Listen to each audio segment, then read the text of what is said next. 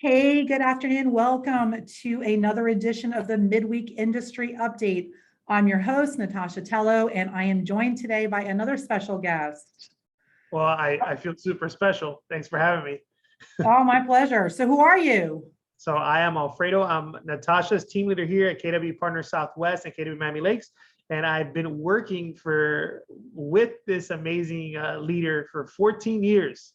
So in 10 days, it's 14 years that I've been a part of KW. So thanks for having me here. I'm really excited. Awesome, Alfredo. Well, I think we owe a celebration. Yep, we definitely do. It's been a great 14 years working with you and working with L5L. So that's level 5 leadership. So it's an honor to work here and hopefully share some information today with everyone out there watching. Awesome. So let's dive in. So today's topic, we're going to do what we do every single week. We're going to take a look at the market as a whole. And then we are going to talk about a hot topic. It's really shown up in the last couple of weeks. And that is our iBuyers, right? What is an iBuyer, where we're going with it? So we'll be jumping into that. But first, let's take a look at what's actually happening this week in real estate. So we will jump over to the screen here and we should be able to see it in 2 seconds. Yep, I got it. Looks good. Fabulous. All right. So if the screen will cooperate with me and move, then we'll be in great shape. No, jump too soon. All right. So let's dive in here. Let's take a quick look at what's happening this week in real estate. So what we do is we look week over week, and we can take a look here for our coming soons. These are the properties that agents have listed, maybe not quite ready yet for the market, but it's another place for you to look for inventory. If you're not used to it, go jump in, look up the term coming soon, and you can find out about properties before they actually hit the market. So looks like 9 coming soon this past week. As far as new inventory on the market, so last week we had about 395. We're down about 40 listings. Wasn't a holiday week, wasn't anything. Actually, you know what? It was a holiday week last week. 100%. That may be where our difference is coming in. Yep. We had 355 listed this week. Number of properties back on market, and these are the properties that have, gone under contract, and then for whatever reason the deal, falls apart and they're back on the market. And we're hovering at about 25%. 25% of the inventory seems to be coming back on the market. Here's one that's growing. We look at price decreases, right? So we've got 160 properties in a week that had a price adjustment downward. And that's typically indicative of a couple of things. Often we might have stretched too far on that initial price, and now we're having to regather ourselves and adjust our price, or we may have overshot the mark on that. So it's always one to watch. The more properties we seeing a price decrease could be indicative of maybe a little change in that marketplace showing up, maybe a little slowdown in the appreciation. So just keep an eye on that. Love the price increase one. So we have 48 properties that had an increase. So those, I just wanted to jump in. So those sometimes are, for anybody watching on that could be maybe an appraisal came in or something happened or anything like that. And maybe they said, hey, or they got a multiple offer situation or somewhere where they're like, hey, maybe we priced it just perfect or we priced it a little bit too low. That could be the case. Yeah, 100%. And, it could also be that they had a deal, the deal fell apart, came back on the market, and now, it was worth more. So they're going to, stretch it out there. When we take a look at the next one, I like to add those up. So we've got active with contract, and we've got 174 there. And then, jump down like 2 and go to our pending sales. And really, that's the number of properties that actually went under contract, active with contract or pending, right? That's the total that are currently under contract. So what we see there, I don't know, you got a quick calculator, we can add that up really quick here, but it appears to be that we are right around our inventory, coming on the market. And then we take a look at, again, we've got 3 categories at the real far bottom, which is temporary off the market, withdrawn, and expired. So withdrawn, our expired, we've got 30 properties in a week. Not a lot for historical numbers in our marketplace. So more of our properties are selling, but you've got 83 that went temporary off the market for whatever reason, and 30 that just came off the market. So again, just something we want to keep you guys aware of. And of course, our 288 sold closed properties. One of the things to pay attention to is new inventory coming on the market in relation to closed. So we've been under several months of this tight inventory where the number of property closed was exceeding new listings. And for a few weeks now, we can see that our new listings are exceeding our closed sales, which we really needed to have happen in this market, right, Alfredo? Yep, absolutely. And one of the things I just want to mention is one of the ways, if you're an agent out there watching this and you're seeing these stats, you got to go to masterminds. You got to talk to other agents. You got to be there in the market, right? So these videos help all of this because you get a pulse for where the market's going, and you can see that, and you don't have to wait on it. So you're able to give your clients better service right away. So there's a lot of masterminds we have, a lot of trainings. So whenever you see that and it's anything like this, you want to be around your peers because you might hear from them, hey, I just listed this or I'm moving this, and you now have a better feel and you can match it with the stats to something like what you do every week. So just for agents out there watching this, it's important. This helps you get a pulse on what the market is doing. Yeah, and thanks for that, Alfredo. And, kind of one of the things I wanted to mention in terms of our properties that went pending, right? So if we add that up, we're at just over 400. I think my math is 418 is on that number, those two numbers together. That is more than what came on the market. It's also more than sold. And yet we know 25% of, give or take 25% is falling out. So those numbers are still holding pretty steady there. Yep. All right. We're going to jump into iBuyers right now. So now the fun stuff, what everybody. Yeah. All right. So Alfredo, what are we looking at here? So what are your timelines? So it's a perfect timelines for those of you that aren't seeing this. But an iBuyer, I just want to make sure everybody knows this. An iBuyer is an internet buyer. So it's a cash buyer out there that is coming into the market and they want to buy some properties. So, I mean, it all started in 2014 with Opendoor in Arizona. And we see a lot of times this happen on the West Coast. We see it come from the West Coast and then work its way to the East Coast. So I'll let you take over the rest of the timelines. But yeah, an iBuyer is just that, internet buyer, someone that's making cash offers. And here you have quite a few companies that are doing that. Yeah, and so it sounds like a term, again, some of our seasoned agents heard it, they know it's out there, hadn't paid a lot of attention because it was sort of not really happening initially in our marketplace. And then over the last year, and we'll get to that, what's really happening. So yeah, we started in 2014. Opendoor was the first one to the market, and they did their test in Maricopa and Arizona, Maricopa County. By 2015, the second player entered the space, and that was OfferPad. So now you had Opendoor and you had OfferPad. By 2016, Opendoor moved into a second market in Arizona. So now they're in 2 markets. The following year, they've doubled. So they're doubling. By 2017, they're now in 4 markets, but all in Arizona. That's sort of, Arizona was pretty much ground zero for the iBuyer. And a lot of people ask, why was that, or why is that? And the truth is, when you think about an iBuyer, somebody who's not necessarily hyper local, right? Technology that's doing your valuations. What you really need is a product that is cookie cutter. You're looking for homes that are pretty similar, that, whether it's one neighborhood or another, there's not a lot of differences. And that's what Arizona gives them. And that's why Arizona was the test market and kind of where this all sort of began. And Natascha, I want to share something real quick that while you were saying that, I wasn't planning on sharing this, but you brought up to my attention is when the market was down in 2007, 2008, when I started in 2007, the areas that were hit the hardest were the West Coast areas. And a lot of those new construction, or a lot of those properties were available. So the prices never really appreciated on some of them, and that left for an opportunity for this. So for those agents that are watching this, that maybe they never started in 2007 or they haven't been around for a long time, a lot of that started over there. So I could definitely see when you mentioned that, it just reminded me of it all came from over there and moved its way forward. So definitely you could see that again in how they open up the markets. Yeah, and so, again, having these sort of cookie cutter, if you will, neighborhoods and priced within a, and I'll use the terminology that they're, sort of their buy box. They were all priced, the average or the median sales price was sort of under 250 or at 250, which is what their original targets have been. So kind of we start with those first two companies. I'll jump back in here. Now we'll launch into 2018. So we all know Zillow's been around for a very long time, but they launched now their offers program, and that's launched in April of 2018. That same year, Open Door has now quadrupled from 2017, and then by 2018, Open Door is now in 16 markets in the US.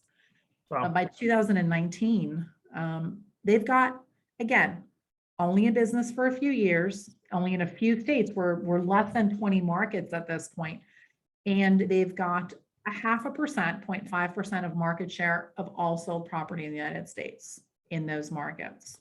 Yeah. And so that's really 2019 is really where it starts to show up on a lot of people's radar. And same year, Keller Williams launches its offers program, right? So what's Keller Offers, Alfredo? Like, what is that? So I definitely want to share, because this is something when Gary always sees things a little bit ahead of the curve. So you can see the timeline, right? Open Door comes in 2014, the Zillow's around, and then here comes Keller Offers. Keller Offers is just that. We were the first big real estate company, we're the #1 real estate company to say, you know what, we got to get our agents in front of these clients and help them, right? Because there's fees, different things involved, that we can save the seller the cost if we're able to get the offer, as opposed to maybe some of the other sides. So Keller Offers was launched as another tool or service to help sellers, to help realtors really compete and help the families and do that side. So we were the first one. I mean, and we were one of the ones that saw that and said, okay, we're going to start Keller Offers. So I remember when that happened in the TL role, in the team leader side, and it was something exciting because we were able now to have another tool to help families. So for realtors at Keller Williams, that was one of the first things available to that side. So it was just that. It was our opportunity to make cash offers and help that family that maybe, let's say, they couldn't sell it because their house couldn't be shown because they had someone that might have a medical issue or things like that. And here they could come and we could present an offer that was at fair market to that person. So that's what Keller Offers did in a lot of the test markets, a lot of markets that it did it. Yeah, exactly. And so just like all of the other iBuyers, again, going market by market and kind of growing organically as and where it makes sense to move into a marketplace. So again, Keller Offers is available in Florida. It's available in three metropolitan areas in the north part of our state. It's not quite here yet, but we're really hopeful it's coming soon. So they launched in 2019, right? And then what happens in 2020 is, of course, everything was pretty much paused, right? So there was a big hold across the iBuyers with the pandemic. I mean, nobody knew what was going to happen. Nobody expected the real estate market to surge. Everybody thought it was going to head the other direction. So the iBuyers, of course, paused. And by the end of the year, they began their march forward and continued to buy. And so this year, in the last quarter, it was just announced in some of the data, I read, is that they've got about 1% total market share now. So if we take a look at and we wipe out 2020 as a year, because quite frankly, there was a big pause there, you look at 2019 at 0.5%, then, effectively one business year later, they've doubled. And so, again, 1% is 1% of a total market, and yet you don't feel it until they're probably in your marketplace, right? And so knowing that, let's take a look at what happens in earlier this year. Open Door now finally expands to Miami and Fort Lauderdale. So, yes. As a matter of fact, we heard their commercials on TV, on the radio this morning. They're here, and Zillow's here too, right? And so they're probably some changes to some of their models and things kind of going into 2022. But our agents need to be prepared. They need to understand what it actually is and what those offers are, and kind of what the iBuying opportunity is. You just said something, and I want to make sure everybody heard that you have to be prepared. So you have to understand these timelines. You have to make time to watch these type of podcasts. So that's my plug for making sure you watch Natascha's podcast and read up on this information and go to your broker, right? We're lucky enough that we have you that provides this information, but it's super important because it changes in a blink of an eye. In this 14 years in the business, and I know we're alluding to that now with what's 2022 hold, things change so quickly with technology and tools that it's important that as a realtor, you're ahead of the curve, so you're able to help more families. Because if not, unfortunately, you won't be able to help them. So I think things like this, knowing Open Door and Zillow and all these companies and the iBuyers are expanding, they're here, they're a business, they're here to do business, and so are you. So I think what you said is key. You have to focus and really have that pulse on the market. Yeah, and really understand what the different opportunities are out there. So one of the companies that's not listed here, they sometimes get lumped in with the iBuyers. Well, there's actually a couple of them. So Redfin's one of them, right? They're another iBuyer that's out there. But we also have Knock, the Knock program. And so although it comes in a different format, right? It effectively is an iBuyer. It allows a seller to, liquidate their current property or have a guaranteed offer on their current property in order to move forward to another one. So again, another program we have with Keller Williams with our agents is the Knock program, and that would be another one that agents can participate in. Yeah, and that for anybody out there that wants to know more about a Knock program, anyone with KW with level 5 leadership, you can reach out to any of the agents and ask, and they'll be able to share more about how we can help on that end. Awesome. Okay. Well, a little bit about what these iBuyers do. So really, these are publicly traded companies, right? And so, their march to profitability is still ongoing right now. Again, this is no secret here. Mike Del Prete, who's the guy that I follow, he is really sort of the iBuyer guru. He tracks everything, puts out incredible reports, speaks at lots of industry conferences. And so, he puts out data. And so there's no secret that our iBuyers, for the most part, are still losing. They're still losing money. So the grab for market share, it is not probably as quick as maybe they'd like to, because obviously every market they enter, they still go backwards. What's helped them get closer to profitability or their break even on profitability has been the incredible acceleration in home prices that we've had in the last 12 to 18 months. Yeah, it's been a trajectory, the hockey puck. It's just gone to a really high level. Yeah, and prices have really gone. And speaking of kind of that hockey puck, I'll go back a slide, because I think the hockey puck, although it doesn't show it here, this is what you're seeing. You're seeing that really slow, steady, lots of different companies kind of coming out. And then as it takes off, it starts to take off. These things change and move very, very quickly. And so I would say if we were thinking about the hockey puck, we're right there at the beginning. We've already seen some businesses fail, like Purple Bricks. You don't see their name here. I didn't include them. They're a company out of Britain, out of England. They're doing great in over there. They didn't work out here. They shut the US operations and kind of moved out. So that you see that in the business trajectory of companies.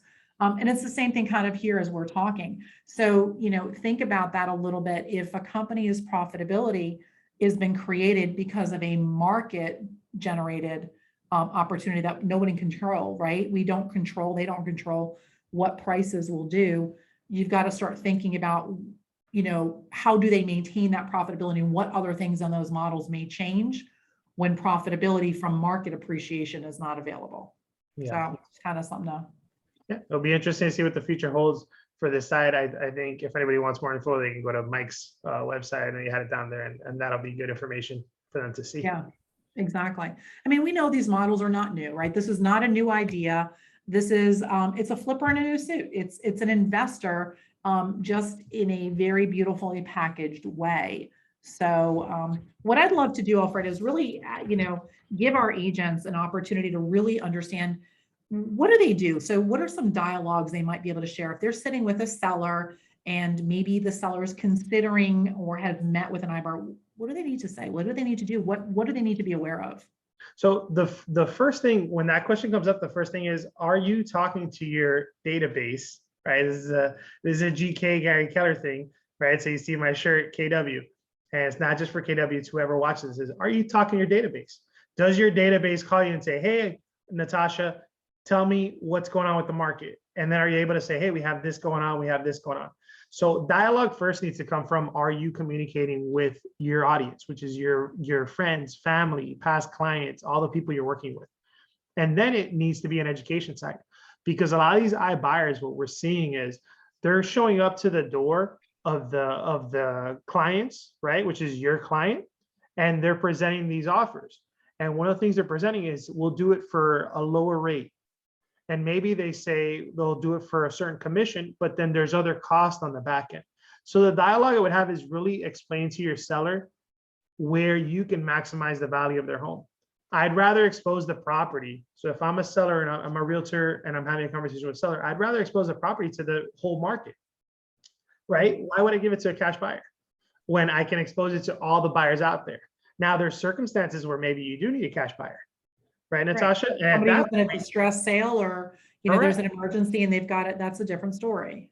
Yet that being said, as a realtor, because you have that database, you should have a pool of cash buyers, and you can say, hey, this client wants to do this and this. Can we make this deal happen? So you're, in the sense, the iBuyer. So the first thing I would say to anyone out there that's watching this is, the iBuyer, yes, they make a portion of the market, but you have to bridge that gap and make it so simple for your clients to understand that they're going to make more with you, and you're going to be their fiduciary. You're going to help them on the sale, right? Because there's different things tied to it. You're not here to just grow a commission. You're here to help them move to their next house, help them to secure where they want for their family. So the dialogue, I think, begins up front. And I don't think we talk to the database as much as we should. But the other dialogue needs to be to explain to them what the costs are going to incur, because it could cost quite a bit on the iBuyer side. It could cost quite a bit for a seller, and they don't realize that until they ask for their net sheet and they never got one. Right. And, it's different because the presentation is, either low or no commission, let's call it what it is, but there are fees. And right. And it's just a repackaging of, there's a cost to everything in life, right? There's a cost to doing business. There's a cost when you go to the supermarket. There's a cost to buy a car. There's a cost involved. It's just a matter of semantics on how we're explaining it or how they are explaining it. So, again, fees vary 6 to 10% of what we've seen. I've seen a little bit lower. I've seen a little bit higher. And, that's just in there. I think the buyer and the consumer, the seller, needs to be aware of that. And I think that's our job. Sorry, I just want to make sure no, it's our job as the realtor to educate the seller. And you should be one of those phone calls in the event that they go to an iBuyer or an iBuyer knocks on their door. You should be the very next call, or you should be the first call of, hey, what's this iBuyer stuff? Oh, I just saw a great podcast with Natasha. Let me tell you all about it. You should be that person.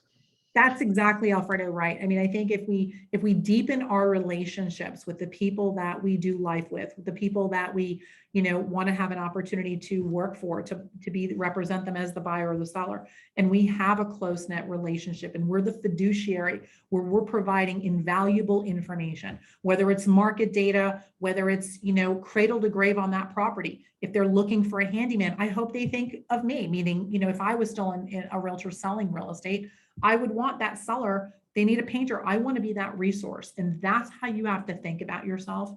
Because if you are that fiduciary as an agent, it doesn't matter all the tech they have. They cannot disintermediate that, right? That relationship is so important if you give that invaluable service, right? That's over and above of what's expected.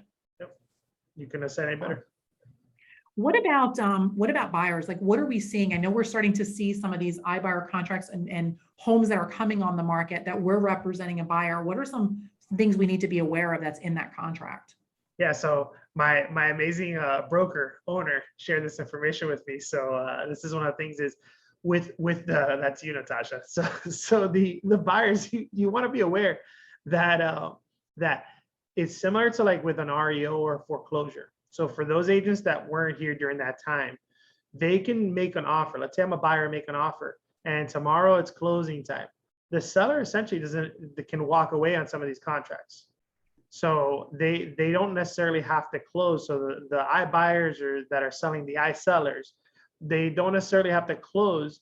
And one of the other things that you have to look for if you're the buyers, you may have to work with their specific lenders or their specific title services or specific services. So you might not be able to get some of the services or some of the things that you wanted to. So those are things that are written in these contracts. That's important you understand. That's why it's always important to have, like you said, the fiduciary. You always have a realtor, someone that's going to help you out and represent you. So those are some of the things we see that we're starting to see is on those contracts, and buyers might not be aware of it.